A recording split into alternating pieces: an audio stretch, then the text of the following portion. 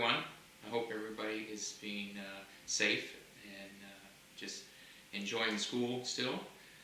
We're here today to go over Chapter 16 with the Real Estate Principles class. And this next Wednesday, I'm going to throw you an email again, remind you about Thursday. The project is due for the class. So if we can get all those in by midnight of Thursday, I'd appreciate it. And also I'm going to post this presentation coming up soon on the internet, and it will be on our homepage again like we did last time.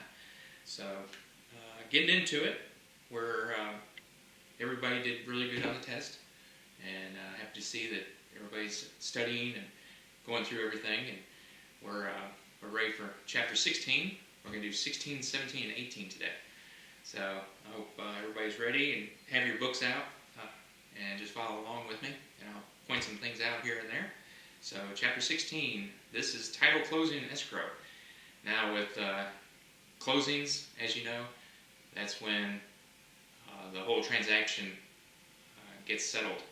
And as a realtor, that's when you get paid.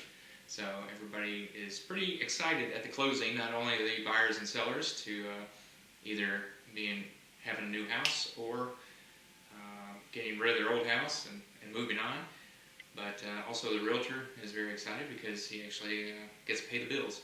So there's several steps throughout this, and we'll just start right now. So Chapter 16, title, closing, escrow. Buyer's walkthrough. So this is when a final inspection of the property just prior to closing to make certain that the premises has been vacated totally, everything's out of there.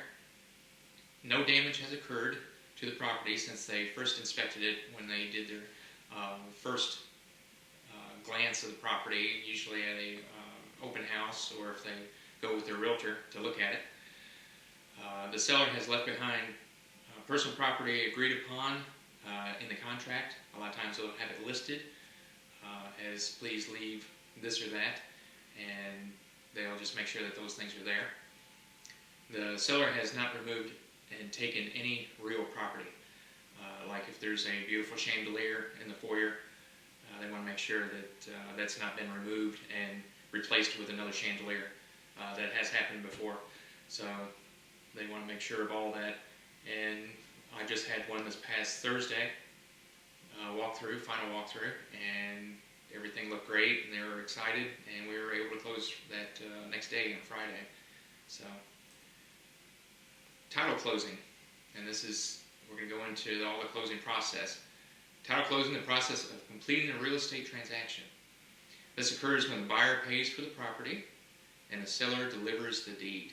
So if it's financed, of course, the deed isn't given to the buyer until the bank is paid for, pays off the loan, and then the deed is sent to them. This is a closing meeting or settlement meeting, they call it. Seller meets in person with buyer and delivers the deed. Responsibilities. Each party involved in the real estate transaction has certain responsibilities at closing. The seller and or her attorney must bring the deed and the most recent property tax bill.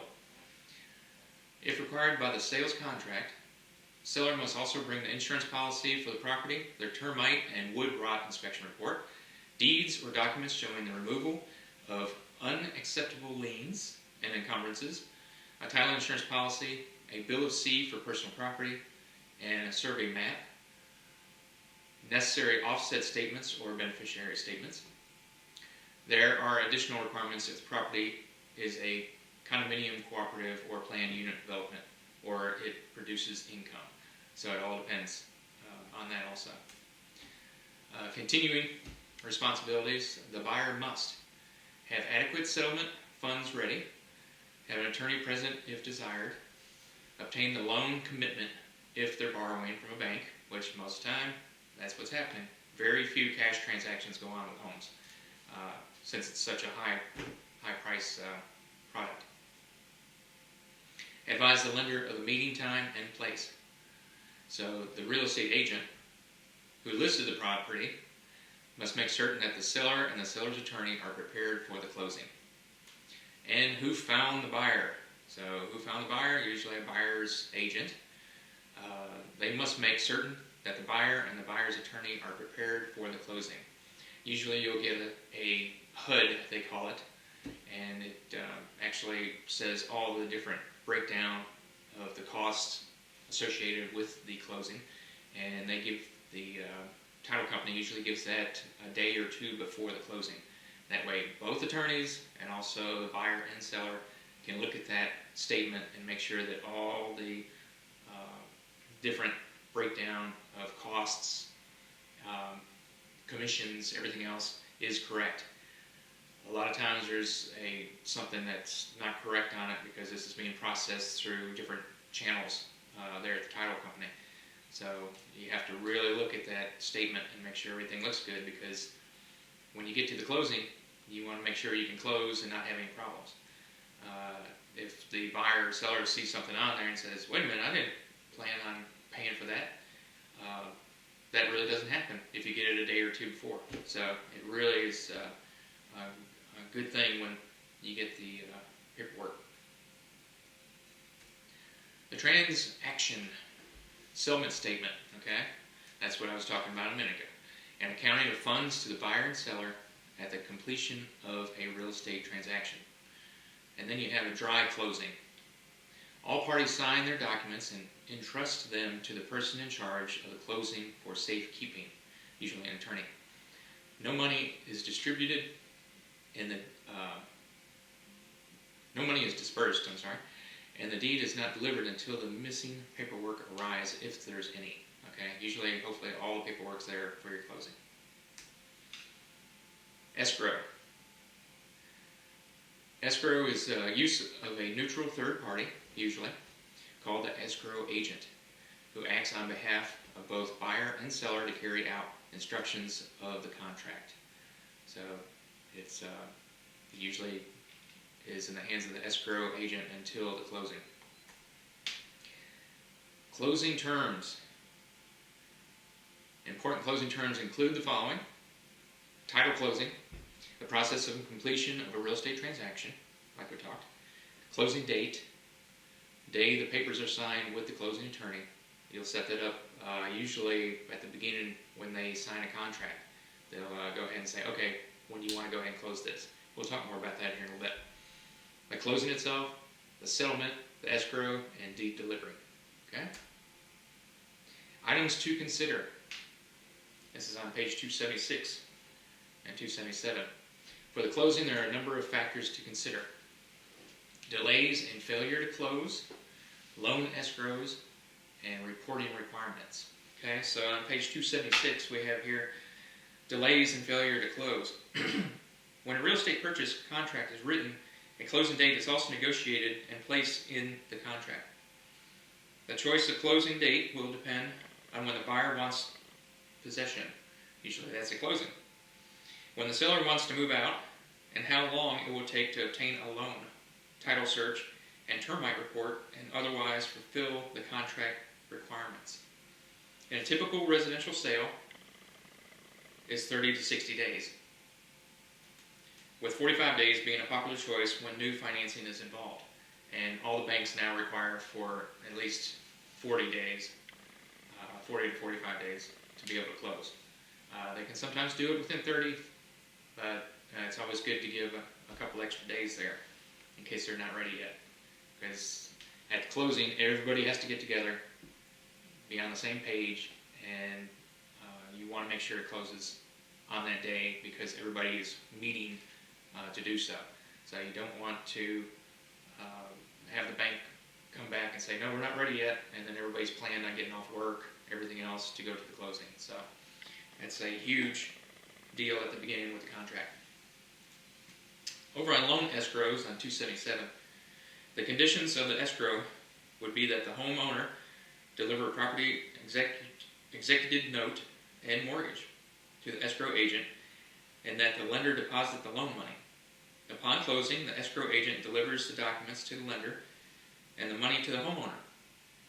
Or in reverse, an escrow could be used to pay off the balance of a loan. Okay? Then you have reporting requirements.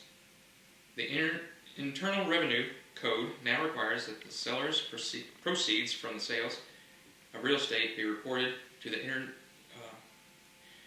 Internal Revenue Service on their Form 1099-S. Okay, it's got to be reported. Underneath, for sales of exchanges of a principal residence with a sales price at or below $250,000 for a single individual or $500,000 for a married couple. So, the form must be in writing and signed by the seller, and it must confirm that, and then you got the 4 listed here. The seller has owned and used the principal residence for 2 of the last 5 years. Okay? If you have lived in the house for the past 2 years, of the 5 years, that way you won't have to pay taxes on any capital gains that you get in. Okay?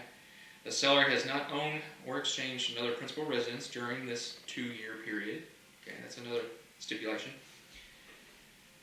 No portion of the residence has been used for business or rental purposes.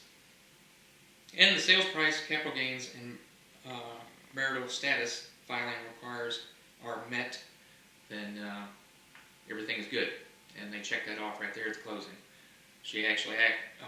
The closing attorney, he or she, will actually ask those questions to the seller at that time. And if they say yes, yes, yes, yes, yes, then it's good to go. They'll be able to not pay capital gains on that money. Proration. Okay, so we have proration 278. Prorating at the closing. The division of the ongoing expenses and income items between the buyer and the seller. Okay, so we have hazard insurance. We're going to go through these. Loan interest, 30-day month rents, property taxes, homeowner association fees. Everything's got to be prorated. The date and also the summary. Okay, so on 278 we have hazard insurance. Hazard insurance policies for such things as fire, wind, storm, and flood damage are paid for in advance. Okay. Loan interest, the next one down. When a buyer agrees to assume an existing loan from the seller, and interest proration is necessary. We got 30-day month. In many parts of the country, it is the custom when prorating interest, property taxes, water bills, and insurance to use a 30-day month because it simplifies proration calculations. Okay, but we'll see where actually it changes. The rents, it is custom throughout the country to prorate rents on a basis of the actual number of days in the month. So rents are different. Property taxes. The amount of proration depends on when the property taxes are due, what portion has already been paid, and what period of time they are covered.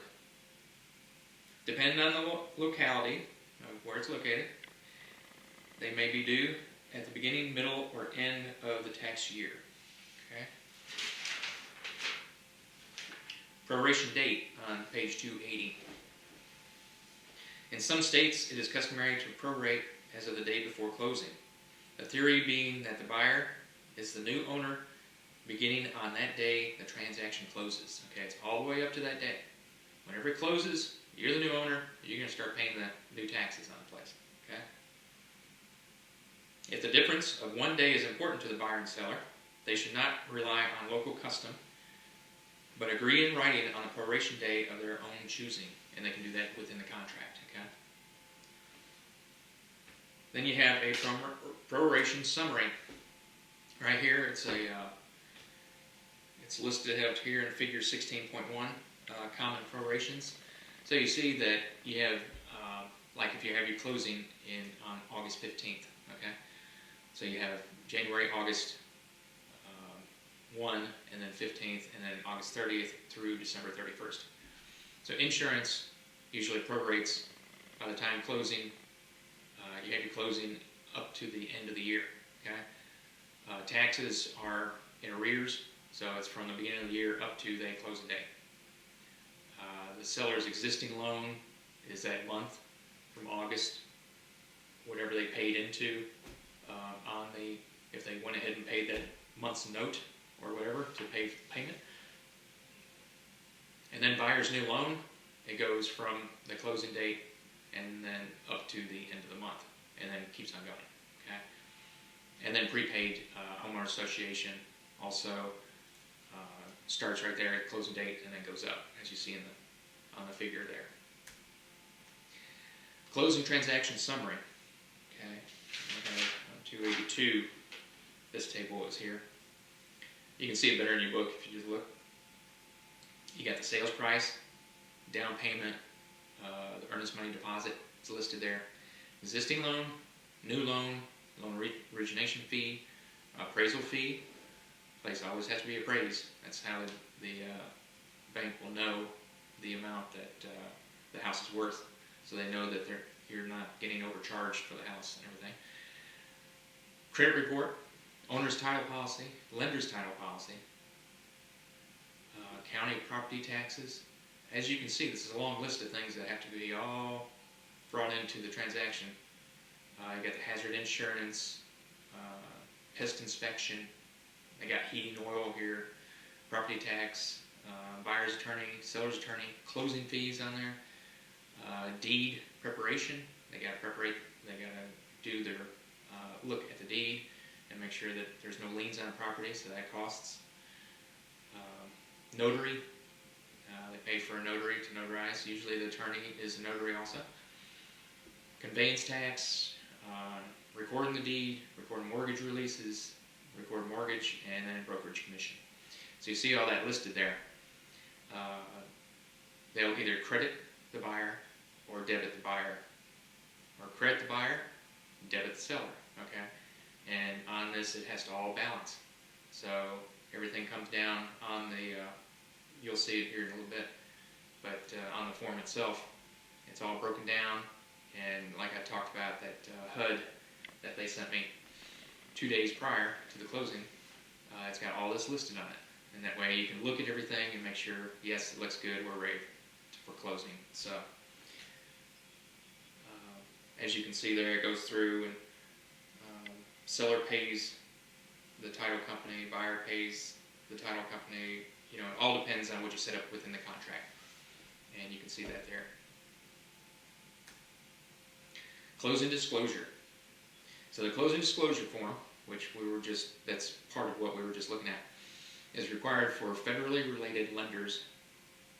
It provides disclosures that will be helpful to consumers in understanding all the costs of the transaction. Replaces HUD 1 and finally Truth in Lending Disclosure, final TIL. Loan estimate form. Okay, lenders are mortgage brokers, are required to give a new loan estimate form to a potential borrower within 3 days after the loan application. The loan estimate form, must state that the dates and terms of the loan and charges for the loan, and replaces old Regulation Z forms and RESPA good faith estimate forms. Okay. New RESPA regulations. This is on page 288. I'll go ahead and get over there. But in your book, on figure 16.2, on 284, it shows settlement statement. And the settlement statement is what they sent me. They call it, this old school, they call it HUD. But they send this to you 2 days before, and it just breaks down everything. And it's good to go ahead and look at it, and you see what I'm talking about.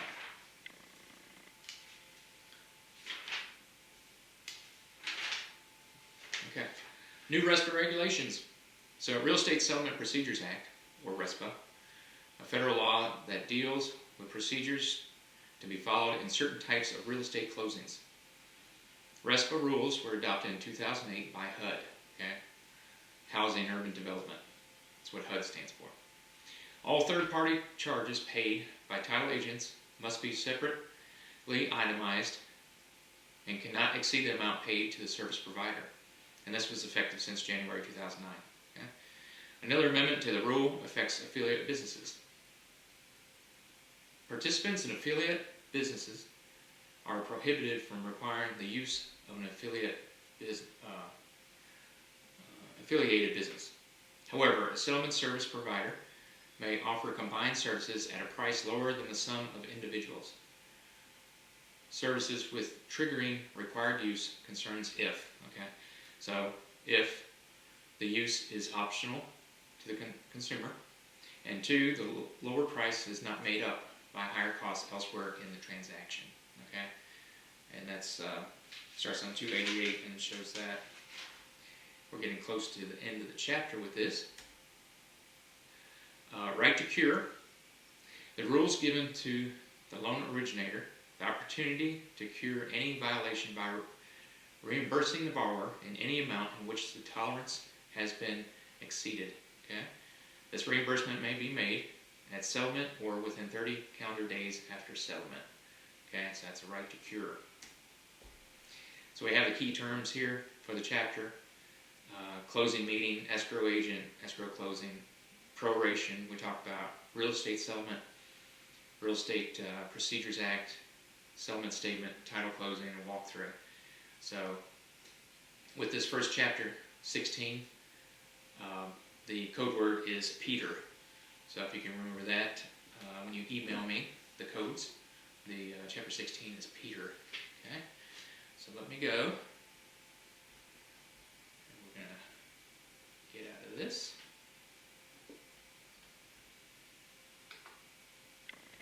And we're going to go into chapter 17.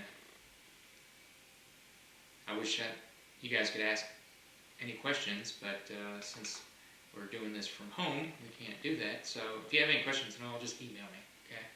And that way we'll go from there. Now I'm going to go over quickly the review questions for chapter 16. I'm just going to do the first 5 and then just do the rest at home, and that way you'll know what's going on here. Number 1, details that must be handled between the time a purchase contract is signed and the closing typically include, and it's E, all the above. Okay. 2, a buyer's walkthrough is conducted for a purpose of, and it's D.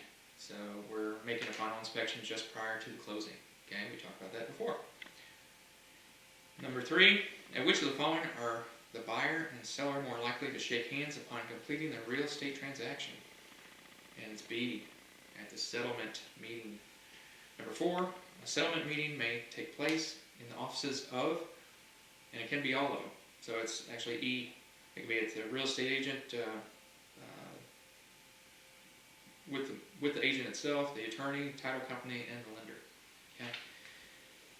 Then we have number 5, when a real estate settlement is held in escrow, and it's C, both A and B. Okay. There's no closing meeting. The closing process may be conducted by mail. Okay. So if somebody's from out of town, they can go ahead and send all the documents to a person in that state, and they'll go in front of a notary and sign all the documents. I did that for several years. We worked for, as I told you in class before, worked for several lenders, and we were notaries, and we were able to do that on the side. And it's a really good business. Right now they're trying to get people to notarize documents, and they're having a hard time finding anybody because nobody wants to go to people's houses.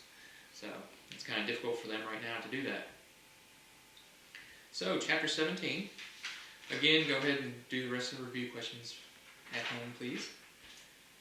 Chapter 17, real estate leases. Okay, it's a lot of things deal with the leases out there. So we'll go ahead and get started with that.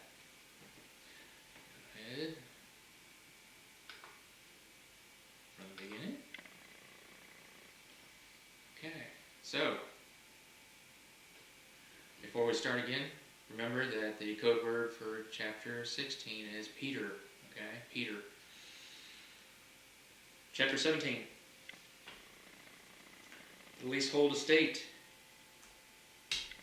So a leasehold estate, a tenant's right to occupy land and or buildings thereon. Okay, that's a leasehold estate. You're actually holding on to that right to occupy. So, okay, leasehold estates. So you have a leasee, which is the tenant, and then a leaseor, and it's a fee-owned or landlord, fee owner, sorry, or landlord. And then the revision. This is right of owner to retake possession at the end of the lease period, okay? Reversion. So that's what that is. Leasehold estates. Types of leasehold estates include the following. Period estate, one that renews itself automatically, okay? This is month to month. So you have a periodic state, it does month to month and automatically renews itself. So that's, a lot of times it's one you would get with if you're renting an apartment or whatever. Every month, the new month, it just renews itself, okay? Up until the end of the date of when you leave. Estate for years, specific starting and ending date. Estate at will, and this is terminated anytime by either party, okay? Tenancy at sufferance. So this is a holdover tenant. And when I was studying for the real estate exam, I was saying, oh God, I'm suffering. So that way I was able to remember that tenancy at sufferance is a holdover tenant. When a tenant stays beyond the legal tenancy without consent of the landlord. So he's making you suffer because he's still squatting on your property, okay? So that's how I remember that one. A valid lease.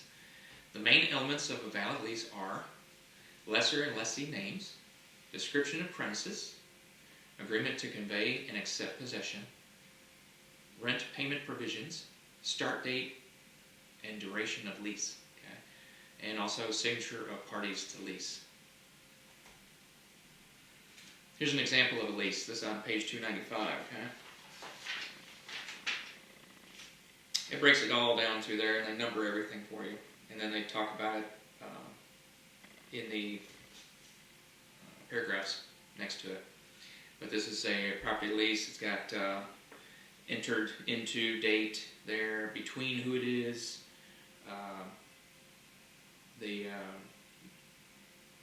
it's known the premises of where it's at, the lease. It just breaks everything down.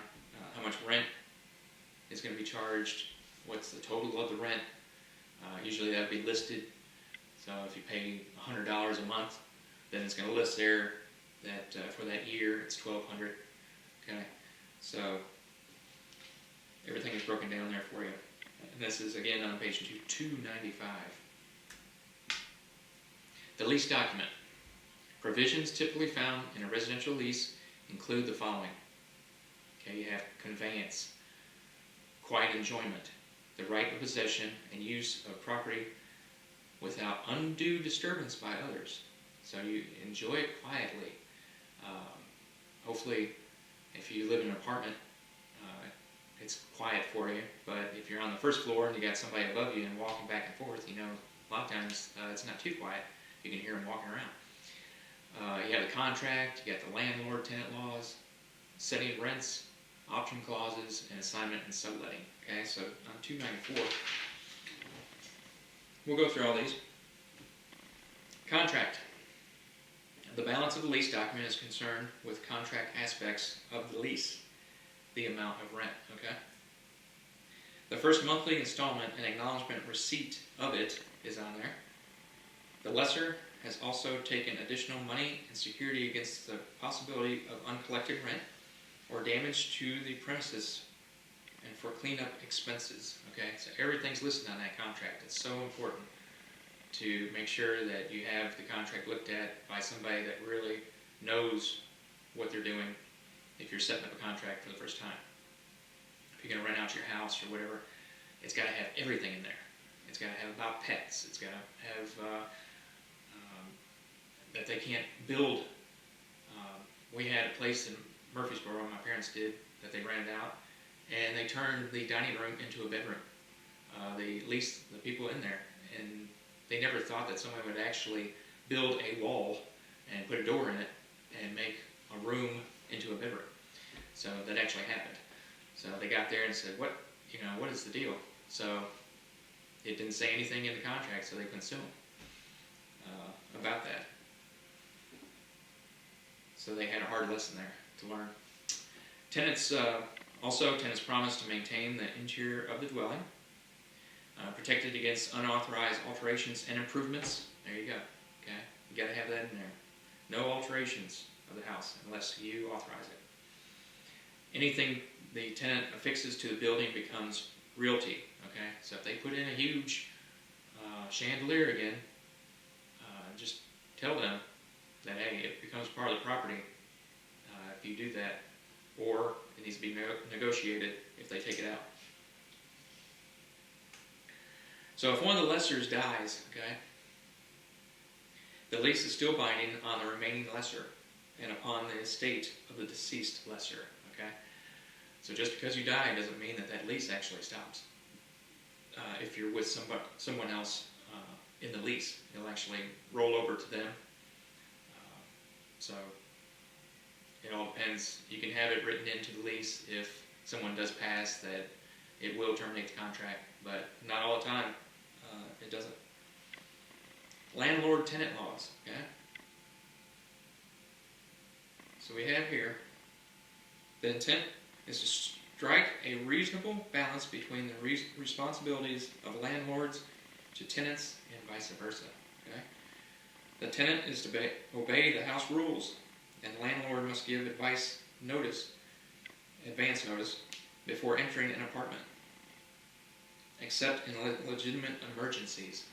So just because you own the apartment doesn't mean that you can go and just go in there at any time. Because a lot of times you'll go in and you'll see something that you really didn't want to see anyway. So you have to give them notice. Usually a day at least notice is good, and not the same day. That way they can get ready for you to come in. Then we have setting rents.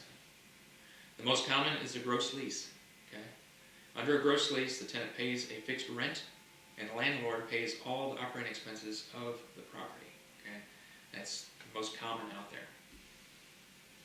Office and industrial leases of 5 or more years often include an escalator or participation clause. Okay? This is on page 298. Okay? This allows the landlord to pass along to the tenant increases in such items as property taxes, utility charges, and maintenance. A variation is to have the tenant pay for all property taxes, insurance repairs, utilities, and so on, in addition to the base rent. Okay, so it's all in there. This arrangement is actually called a net lease. So just think about somebody grabbing a net, and all the costs are out there, and you're running around after the costs, and you throw a big net over it. Okay, and that's what they charge the leasee. And so that's a net lease. Another system for setting rents is a percentage lease, wherein the owner receives a percentage of the tenant's gross receipts as rent. Okay, they have some examples in there for you. Still another way of setting rents on long-term leases is to create an index lease. Okay, to index the rent to some economic indicators such as an inflation index. Okay, and they have indexes out there that you can look at. We're on option clauses at the bottom. Gives the tenant the right at some future time to purchase or lease a property at a predetermined price. Okay, we talked about options for builders. They'll go ahead and buy a piece of property and build a couple spec houses on it, and then they'll have an option to purchase the rest of the property at a later date if the area actually is able to be sold and all that other stuff brings people in. They have an option to go ahead and keep on building those houses or apartments or whatever they have. But this is an option clause within the lease. So we talk about options throughout the whole book, different ways that they use them. Assignment and subletting. Okay, so this is the last one on that page. An assignment is a total transfer of leasee's rights to another person. These parties are referred to as the assigner and the assignee. Okay, so that's assignment and subletting. To sublet means to transfer only a portion of the rights held under a lease. Okay, the sublease thereby created may be for a portion of the premises or part of the lease term. and the party acquiring those rights is called the subleasee. Okay. On to the next one, landlord-tenants law. Okay. For commercial properties, courts usually interpret lease agreements. Okay. For residential rental property, state legislatures often establish special landlord-tenant laws to strike a balance between the responsibilities of landlords and the tenants. Some things these laws dictate are amount of security deposit a landlord can require, how many days notice must be given to tenant before vacating a periodic tenancy, okay? Requirement for the landlord to deliver possession on the date agreed, tenant's responsibility to keep his or her unit clean and undamaged, and the tenant's responsibility to obey house rules, okay? Lease terms, okay, we got some more lease terms here. Make sure I'm 300 over here. So, some of the terms you'll see in leases, there's the option clause, assignment and subletting. We talked about ground lease, vertical lease, contract rent and economic rent, lease termination, eviction, and eminent domain. Okay, we'll talk about that eminent domain there. The government, under its rights of eminent domain, can also terminate a lease. This is on page 300, by the way. But must provide just compensation. Just compensation. An example of this would be construction of a new highway that requires a demolition of a building rented to tenants. Both the property owner and the tenants would be entitled to compensation. Okay? Now you're going to set rents. Setting rent, you'll think about, okay, well, how much am I going to go ahead and get for this property per month? There are several methods of setting rents. Okay? A gross lease, this is a fixed rent that most people have. You have a graduated rent, step-up rent payments over term. Okay? A net lease, which we talked about before, rent plus increases in expenses. Okay? Rent plus increases in expenses throughout the period. Okay? Percentage lease, rent is a percentage of the tenant's gross income. Okay? An index lease, rent tied to economic indicators. Okay? Example, use an inflation index. If there is inflation, rents increase. If there is deflation, rents decrease. So it all depends on how the market is going out there. So property management. Okay? A lot of people are in property management out there. It's a good business to be in. Institute of Real Estate Management, IREM, dominant professional organization in the property management field. All right? That's IREM. Services an exchange medium for management ideas. Recognizes specialists in the field. Okay, they do that. And then you have a certified property manager, CPM, designed, they're designated, actually, awarded by IREM to members who successfully complete required educational courses in property management. Okay, so they actually have to go and take courses on it, and you can get a CPM to put on your card to show everybody that you've have that education. And then accredited resident manager, ARM or ARM. This is a designation awarded by REM to members upon successful completion of an educational program for resident managers of apartment buildings. Okay? A lot of apartment buildings, they want you to have one of these designations if they hire you. Building Owners and Managers Institute, BOMI, the second largest professional organization in the property management field. Okay? Real Property Administrator, RPA, is a designation awarded after successful completion of all 7 BOMI courses. Okay? So again, these are different designations you can get, and it does help you in the field of management, property management. So we have key terms here. We have the assignment, the CPM, RPA, gross lease, leasee, leaseor. You've heard all these terms before. A net lease, you throw over. Option clause, quiet enjoyment, talked about. reversion, sublease, subleasor, and sublet. Okay. So, again, if you have any questions on that chapter 17, go ahead and email me those. The code word for chapter 17 is cotton. Okay? The code word is cotton. Alright, so I'm going to go out of here. And we're going to do our last chapter today. Coming up. And it's going to be chapter 18. So let me get that up. And we'll go over the first 5 review questions real quick of chapter 17. And that way you guys will have that. You can do the rest for homework again. Let me go ahead and get this.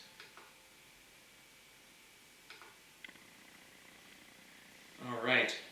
Again, chapter 17, review questions. Number 1, a lease for a definite period of time, which terminates when the time has expired, is, and it's A, an estate for years. Okay? And a lot of times these terms you just have to say, okay, how am I going to remember this for the test or whatever else? So, estate for years, I'm like, oh man, I'm going to stay here for years. And I just coincide that with the time period that terminates when the defined period is over. So, number 2, a lease of fixed length that continually renews itself for like periods of time until the lessor or leasee acts to terminate it is, and that is B, a periodic estate. Okay? So it's a period. So a periodic estate. You can remember it that way. 3 is on page 302. The lease is A, and it's both A and B. Okay? C. Not both A, B, and C, but just C. It's both A and B. Okay? A is conveyance, and B is contract. So it's C. Number 4, to be valid, which of the following must be in writing and signed? And that's B, a 14-month lease. Okay? Because it's over a year period. So that's B, number 4.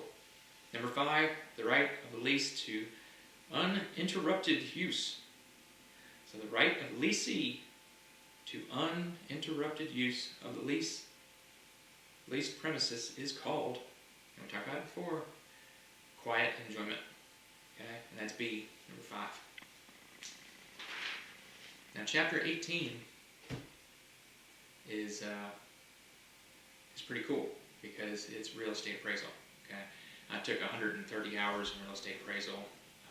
We went over all these different terms, and then I was able to work for an appraiser for a while, and then the whole economy went down the tubes in 2008, so I had to actually go back to family business. But I love real estate appraisal because I have a lot of background in it. So we're going to go over that. Purpose and use of appraisals. Okay, this is huge for the banks. They have to have appraisal because that tells them the amount that they should expect that they could receive for a piece of property. And appraisal is a necessary part of most real estate transactions. Okay? The decision to buy, sell, or grant a loan on real estate hinges on property value. Remember that. It hinges on property value. Okay? So if you have a house and you say, okay, I want $300,000 for my house.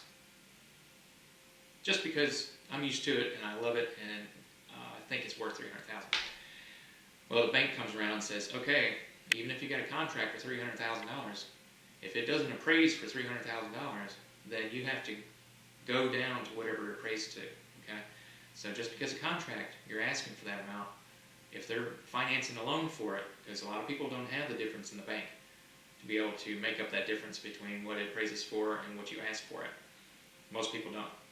So it usually will totally rely on the appraisal. Number 2 over here, the decision to buy, sell, or grant a loan on real estate hinges on property value. Okay.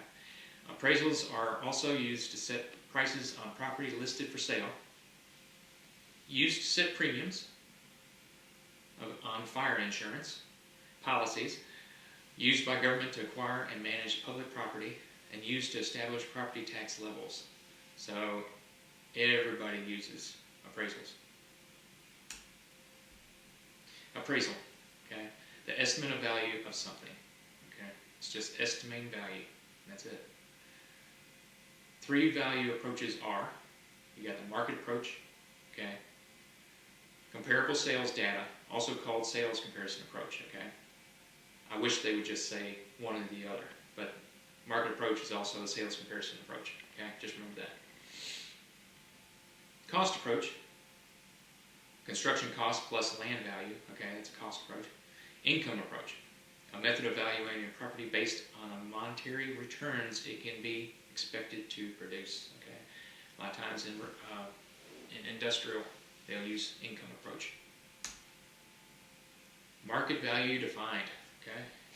Market value, the most probable price that a property should bring in a competitive and open market under all conditions, requisite to a fair sale, and with the buyer and seller each acting prudently and knowledgeably, and assuming the price is not affected by undue stimuli, also called fair market value, okay? So that's market value. Sales comparison approach, okay, or market approach, right? This is all that it has on there. Lot features and location, comparables, sales records, verification, number of comparables, okay? Adjustment process between the comparables that you use. You'll see that here in a little bit. Time adjustments, house size, garage and patio adjustments, building age, condition, quality, landscaping. If you have a bunch of landscaping, they might give you a little bit of money for that. Terms and conditions of sale, adjusted market price, correlation process, and unique issues. Okay, and that's all on. Starts on 306 with all those. So, valuing a house by the sales comparison approach or market approach. Okay, so you see here, you have. It's kind of hard to see in this diagram, but in page 309. You see that it has the address, sales price, time adjustment, house size, all these different things that I just listed on the prior slide is out there. Okay, so you have a comparable sale A, right? Comparable sale B, and comparable sale C. Usually you'll have 3 different sales that you compare your house to, and that gives it a just a breakdown over the 3, as you see here. Because what it does, okay, so you have the address, the sales price. Now, if you're wanting $300,000 for your house, and these are your comparables, then it looks like you're not going to get $300,000 for your house, or appraised for it, unless somebody was silly and they had a lot of cash and they just give you the difference. Because all these, you say, let's see the sales price is $191 on this one, $188 on the other one, and $188.3 on the other one. So you're going to be hovering around, low 190s for your house. Because usually homes will increase in value unless times like this, when all the markets have stopped. I think actually the increase in pricing is going to stop too. It's going to level off for a while with home prices. But usually it'll be pretty close to these numbers here, what you'll be able to get for your house. Okay, and then it comes down to calculating gross rent multipliers. Okay, this is what they use. This is 315. This one's on. Here real quick, we'll talk about that. A popular market comparison method that is used when a property produces income in the gross rent multiplier, or GRM. Okay, this is 315, page 315. The GRM is an economic comparison factor that relates the gross rent a property can produce to its purchase. Okay, they have to go by something to be able to do this. Where comparable properties have been sold at fairly consistent gross rent multiplier,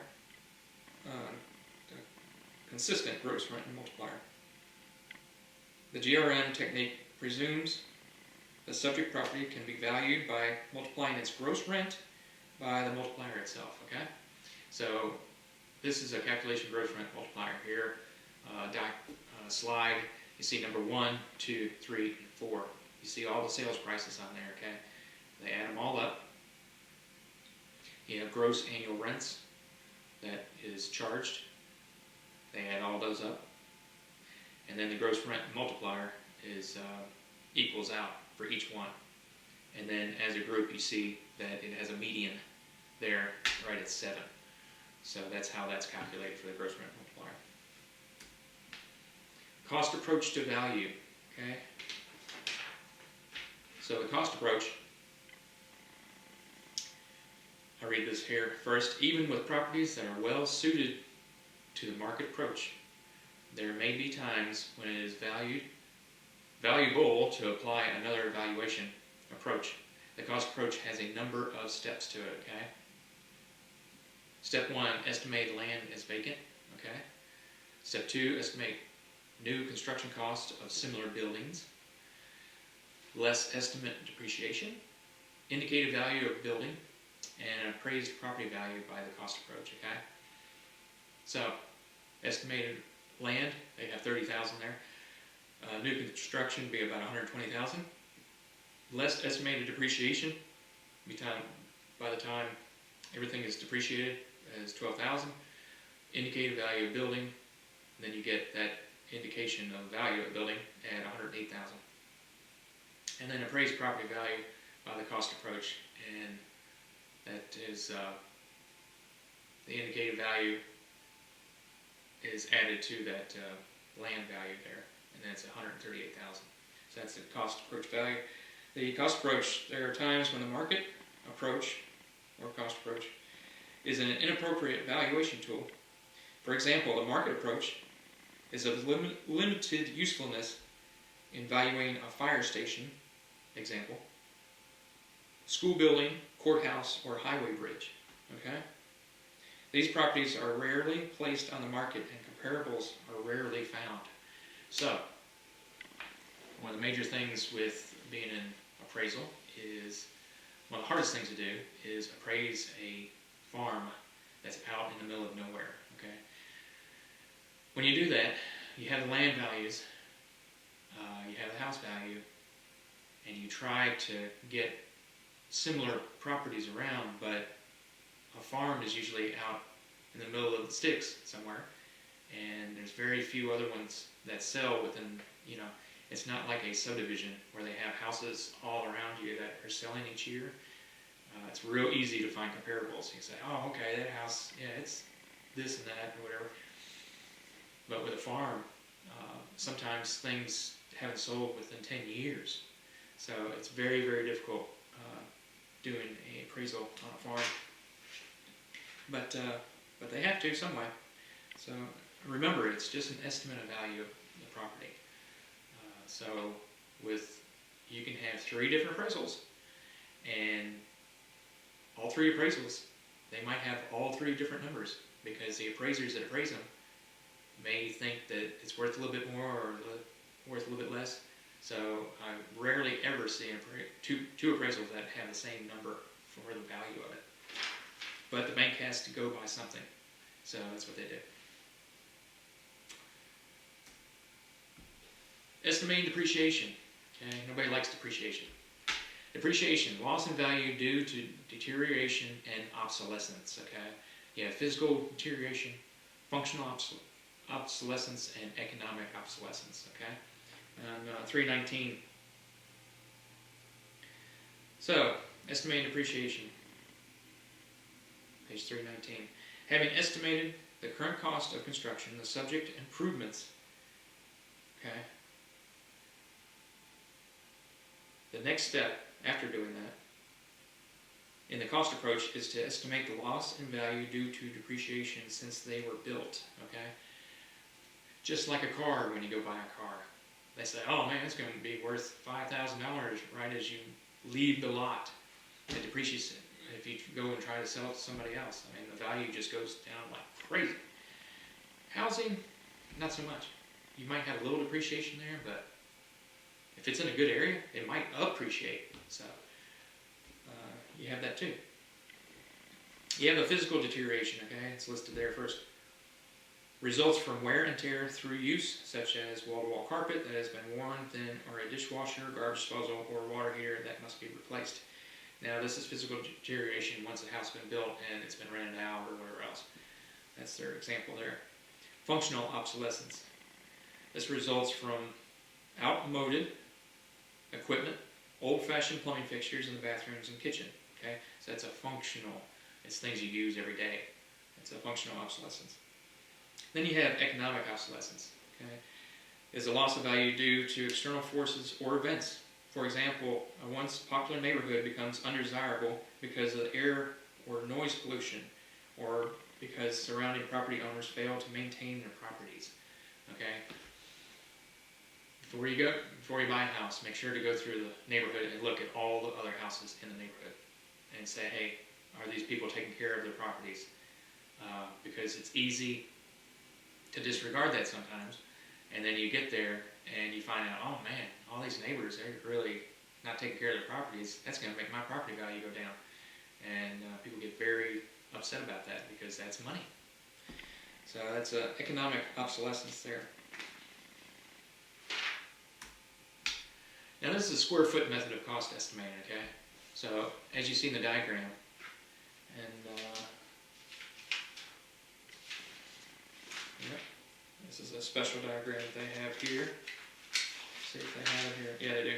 On page 318, okay? So if you want to look at it closer. So a square foot method of cost estimating. So you have the dwelling, you add like a dishwasher, fireplace, and then you have the dwelling total, okay? This is just a hypothetical value here. You have the garage, driveway, patio, landscaping. Okay, we talked about adding value there. You have a subtotal of $119,500. Okay, construction, financing, real estate taxes, and title policy add 10% to that. Okay, and then the grand total of, they're saying $129,831 for the estimated value. Square foot method is okay if you're dealing with, maybe outbuildings and other things like that. But if you're dealing with a house, you need to do the cost approach, because you're actually comparing real houses with that house and not just square footage. But it is useful. They do use this for, it is part of the main appraisal. Because when you go and appraise a house, what I was doing at first, I wasn't doing the reports. I was actually going to the house and I had a checklist of everything about the house. And the first thing I had to do was go and measure the house. Measure every room and measure the outside of the building. And what that does is, okay, after I measure all the rooms, I have all those calculations there, they add up all the square footage that I made, okay? Then you measure the outside of the house, and what you do, you'll subtract those two, and it makes up for all the dead space within a house, like underneath stairs, that's unusable. Usually, you can say a room dimension is useful up to 5 feet, okay? So if somebody can actually stand there, a short person like myself, I'm actually 5'6", but if you're able to stand up, you can lean a little bit over, but that's considered usable space. But all the other stuff is dead space, like inside of closets and other things. So that's what they're talking about here, the square footage method. Income approach, okay? A lot of times this is industrial. The income approach considers the monetary returns a property can be expected to produce and converts that into a value a property should sell for if placed on the market today. Okay? So variation by direct capitalization. Income divided by rate equals value. Okay? So the income is $18,000. The rate is 0.09 equals the value of $200,000 in this example. Capitalize to convert future income to current value. Okay? So here, and they have the income approach, and they explain a little bit more here on page 320. If you want to look at that, you need to look at that anyway because you need to read it. So that's the income approach. Income and expenses forecasting. Okay. So you have scheduled gross. The estimated rent of fully occupied property can be expected to produce on an annual basis, also known as the projected gross. Okay, Operating expenses. This is expenditures necessary to maintain the production of income. Reserves for replacement, established for items that do not require an expenditure of cash each year. Okay. Net operating income. Now, everybody uses this in the business world. Net operating income. Okay. The balance that remains when the operating expenses total is subtracted from the effective gross income. A lot of times that's what you actually are pulling in. If you're a business owner, that's your net income. Okay. So the expense total subtracted from operating expenses. So that's that. Projected annual operating statement. Okay, so they show it here, all broken down. And this is table 18.4 in your book, okay, 321. You have the gross annual income, the vacancy allowance. So you're saying, okay, what happens if somebody's not in here? What if it's vacant for that?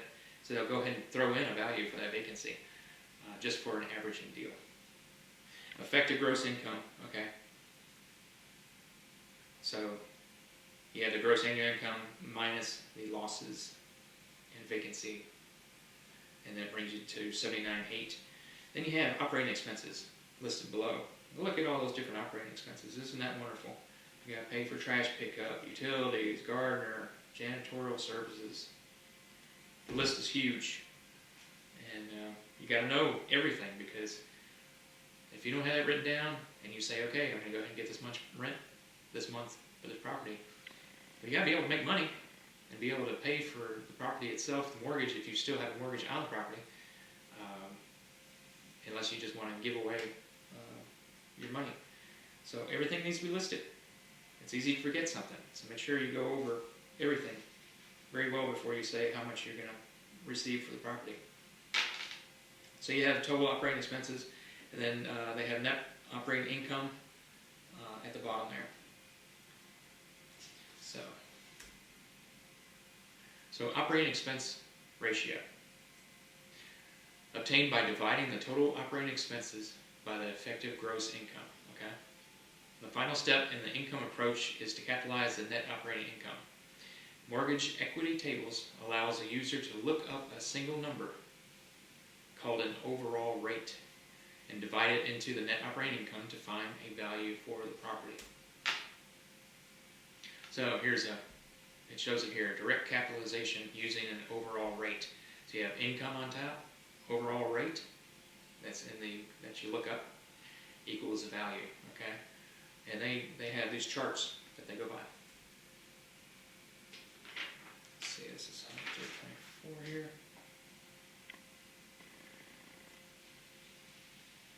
So they have different, and you can see on page 323, that table, it's got appreciation, depreciation, and the loan interest rates. And they have it all down here. So capitalization income, again, the final step, what price should an investor offer to pay for the property that most produces a given net income per year? You gotta think about that main income that you want to be able to get out of the property. Reconciliation. Whenever possible, all three appraisal methods discussed in this chapter should be used to provide an indication, okay, it's just an indication, as well as a gross check of a property's value. You got the market approach, cost approach, income approach, and then you have the final indicated value, okay?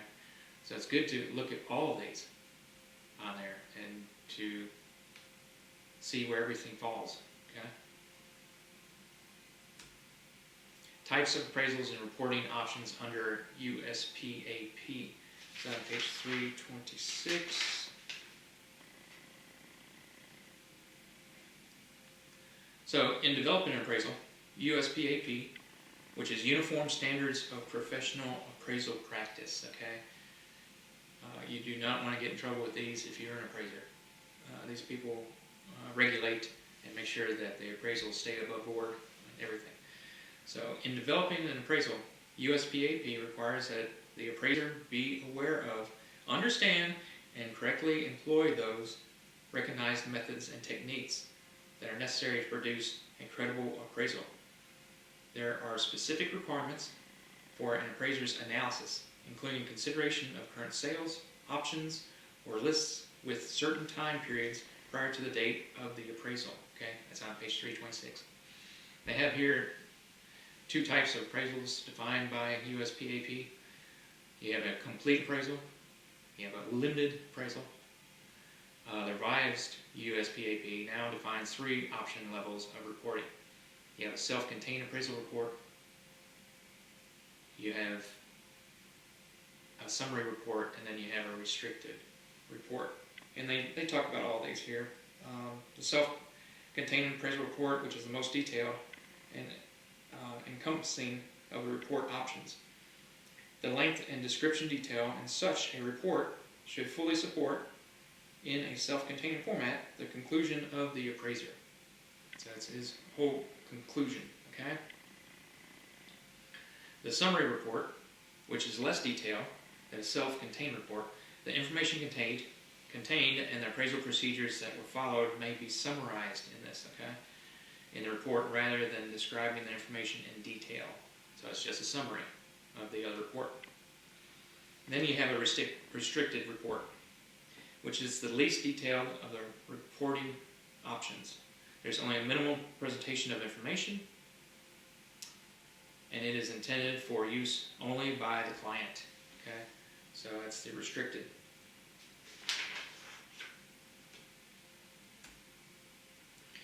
Uniform Standards of Professional Appraiser Practice, okay, USPAP.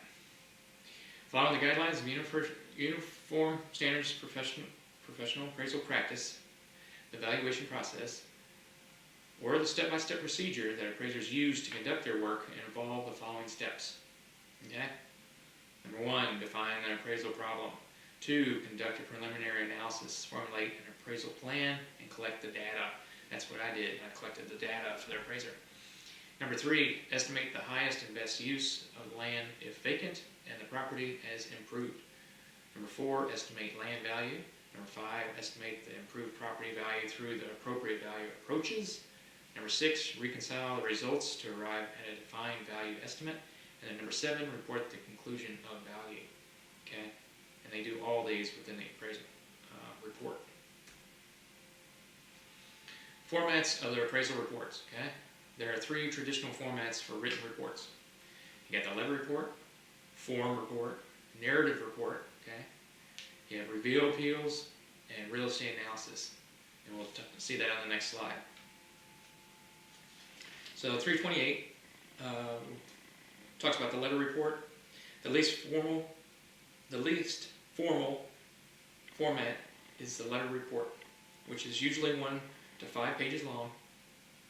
It contains the conditions of the assignment, a summary of the nature and scope of the appraiser's investigation, and an opinion of value. Okay. The form report. The form report is an appraisal made on a pre-printed form. Okay, most appraisers have this one. A checklist is often used for describing and rating property characteristics. The narrative report. The narrative appraisal is the longest and most formal of the appraisal reports. Remember that. Narrative report is the most formal. It is a step-by-step presentation of the facts used by the appraiser to arrive at a value. This is used when the client needs to review each logical step taken by the appraiser.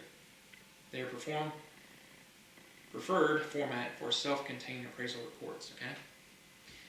Then you have review appraisals. Okay. A lot of times a bank will say, okay, they have their own people that will review an appraisal that's been given to them by a company, and they go and look through the whole report, make sure everything looks good on that report, that he didn't slide saying, that this actually was worth a whole lot more than it should be. So they have them reviewed by other appraisers. It happens quite often, actually. They're called fiery. So it develops a standard for reviewing appraisals and reporting their adequacy and appropriateness. Okay, it's on page 329. The appraiser must observe specific guidelines that identify the report being reviewed and the real property being appraised. Also identify the scope of the review process to be conducted and must form an opinion as to the adequacy and relevance of the data presented. Okay. So a real estate analyst,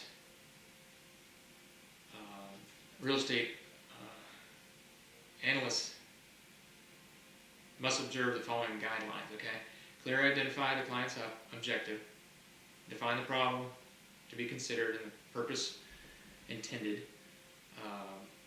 We went through these already. They collect, verify, and reconcile such data. Apply the appropriate tools and techniques. Base all projections of the analysis, and then there are additional requirements established and separate criteria utilized by the analyst. Okay. Characteristics of value. So we have demand, utility, scarcity, and transferable. Demand, a need or desire along with the purchasing power to fill it. Okay, that's the demand out there. Utility, the ability of a good or service to fill that need. Scarcity, a short supply relative to demand. And then transferable, can be passed from one person to another. Okay, this is characteristics of value on this. And they go into more detail on page 331 on this.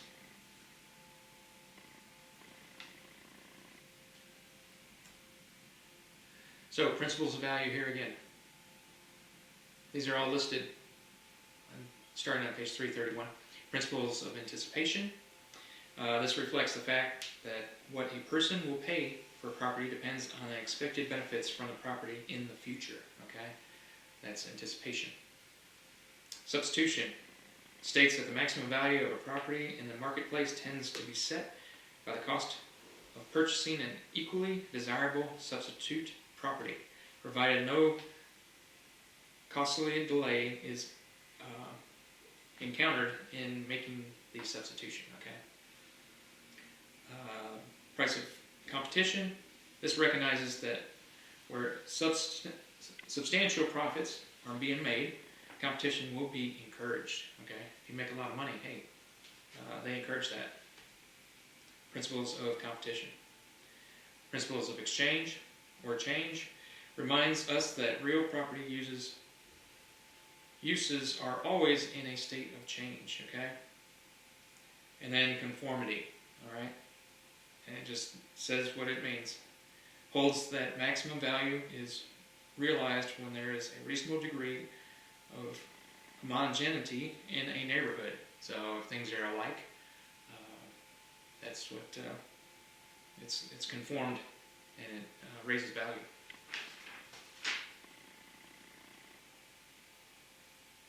So principles of diminishing marginal returns.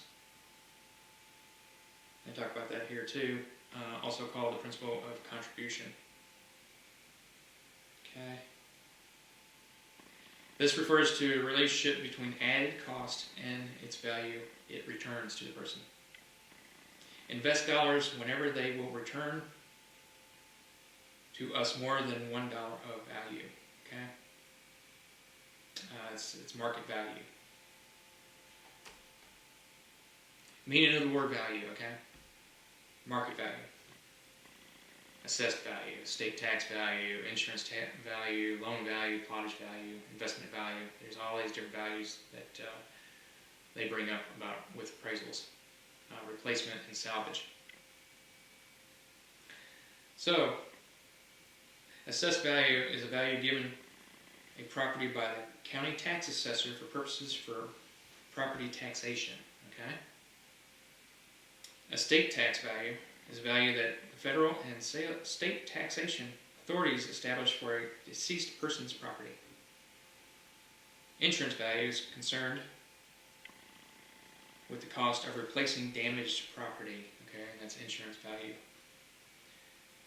The increased value of a large parcel over and above the sum of the smaller parcel is called plottage value. Okay, that's plottage value listed there.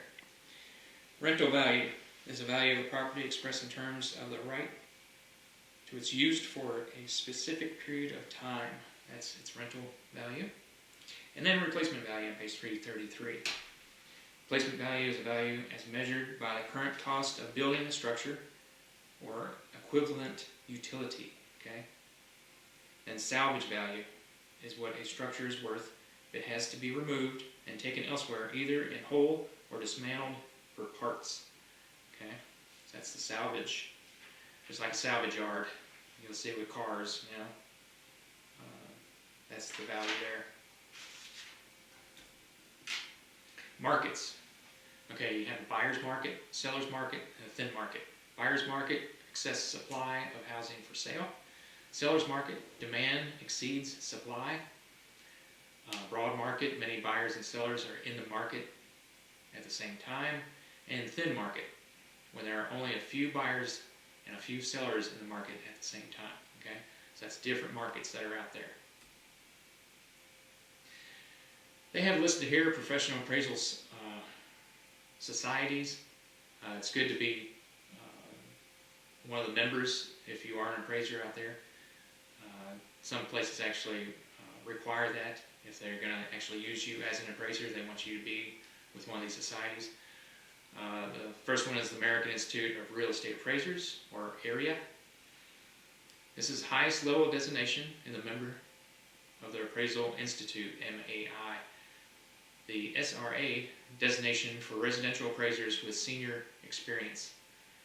Okay, and then you have Society of Real Estate Appraisers, you got the National Association of Independent Fee Appraisers, Farm Managers and Rural Appraisers, National Society of Real Estate Appraisers, and American Society of Appraisers. There's a lot of different societies out there that they can actually choose from, and it's good to be a part of those. Key terms with all this, there's a lot to it. Again, this was our longest presentation of a chapter with the slides. There's a lot to appraisal. There's people have been out there 20 years in the field appraising properties, and they're still learning. It's continual learning, and they have to go every 2 years, just like real estate agents, and get more training as things progress. Key terms, you see in there: appraisal, capitalization, comparables, cost approach, depreciation, market approach, income approach, highest and best use, use PAP, and scheduled gross, projected gross. So you see all those key terms out there. If you can make sure you know those, or just be aware of all those. So here we have the review questions. So I'm going to go ahead and give you the last code word for the chapter 18, and the code word is tail.